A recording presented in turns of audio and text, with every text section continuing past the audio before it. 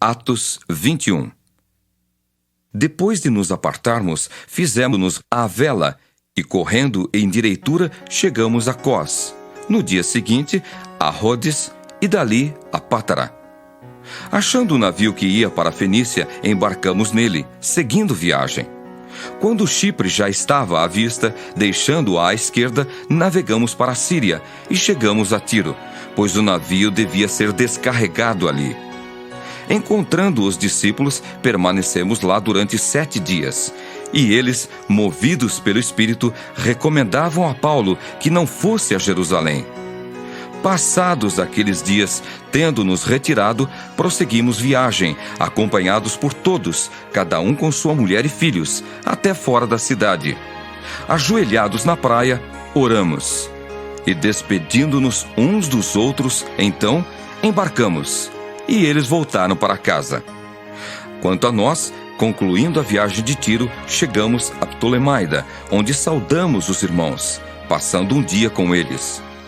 No dia seguinte partimos e fomos para Cesareia, e entrando na casa de Filipe, o evangelista, que era um dos 7, ficamos com ele. Tinha este 4 filhas donzelas que profetizavam.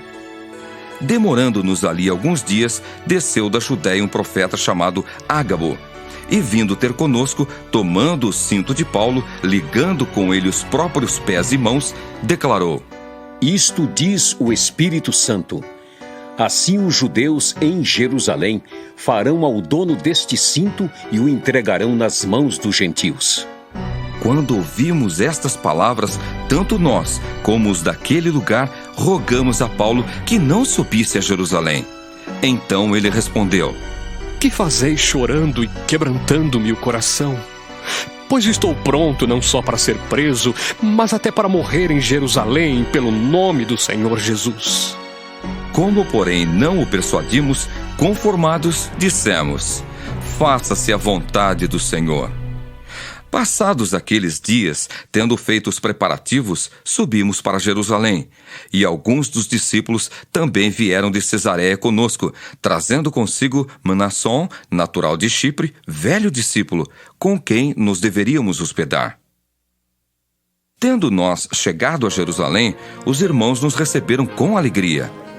No dia seguinte, Paulo foi conosco encontrar-se com Tiago, e todos os presbíteros se reuniram.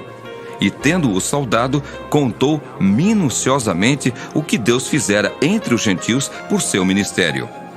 Ouvindo-o, deram eles glória a Deus, e lhe disseram: Bem vês, irmão, quantas dezenas de milhares há entre os judeus que creram, e todos são zelosos da lei.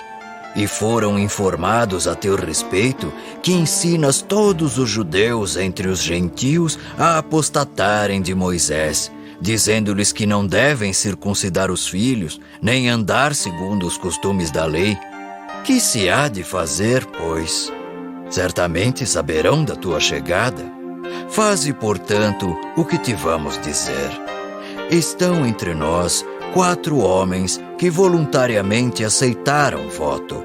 Toma-os, purifica-te com eles e faze a despesa necessária para que raspem a cabeça. E saberão todos que não é verdade o que se diz a teu respeito, e que, pelo contrário, andas também tu mesmo guardando a lei. Quanto aos gentios que creram, já lhes transmitimos decisões para que se abstenham das coisas sacrificadas a ídolos, do sangue, da carne de animais sufocados e das relações sexuais ilícitas. Então Paulo, tomando aqueles homens no dia seguinte, tendo-se purificado com eles, entrou no templo, acertando o cumprimento dos dias da purificação, até que se fizesse a oferta em favor de cada um deles. Quando já estavam por findar os 7 dias, os judeus, vindos da Ásia, tendo visto Paulo no templo, alvoroçaram todo o povo e o agarraram, gritando: Israelitas, socorro! Este é o homem que por toda parte ensina todos a serem contra o povo, contra a lei e contra este lugar. Ainda mais, introduziu até gregos no templo e profanou este recinto sagrado. Pois antes Tinham visto Trófimo, o Efésio, em sua companhia na cidade e julgavam que Paulo o introduzira no templo. Agitou-se toda a cidade, havendo concorrência do povo, e agarrando a Paulo, arrastaram-no para fora do templo, e imediatamente foram fechadas as portas. Procurando eles matá-lo, chegou ao conhecimento do comandante da força que toda a Jerusalém estava amotinada. Então este, levando logo soldados e centuriões, correu para o meio do povo. Ao verem chegar o comandante e os soldados, cessaram de espancar Paulo. Aproximando-se o comandante, apoderou-se de Paulo e ordenou que fosse acorrentado com 2 cadeias, perguntando quem era e o que havia feito. Na multidão, uns gritavam de um modo, outros de outro. Não podendo ele, porém, saber a verdade por causa do tumulto, ordenou que Paulo fosse recolhido à fortaleza. Ao chegar às escadas, foi preciso que os soldados o carregassem, por causa da violência da multidão, pois a massa de povo o seguia, gritando: "Mata-o!" E quando Paulo ia sendo recolhido à fortaleza, disse ao comandante: É-me permitido dizer-te alguma coisa? Respondeu ele: Sabes o grego? Não és tu, porventura, o egípcio que há tempos sublevou e conduziu ao deserto 4.000 sicários? Respondeu-lhe Paulo: Eu sou judeu, natural de Tarso, cidade não insignificante da Cilícia, e rogo-te que me permitas falar ao povo. Obtida a permissão, Paulo, em pé na escada, fez com a mão sinal ao povo.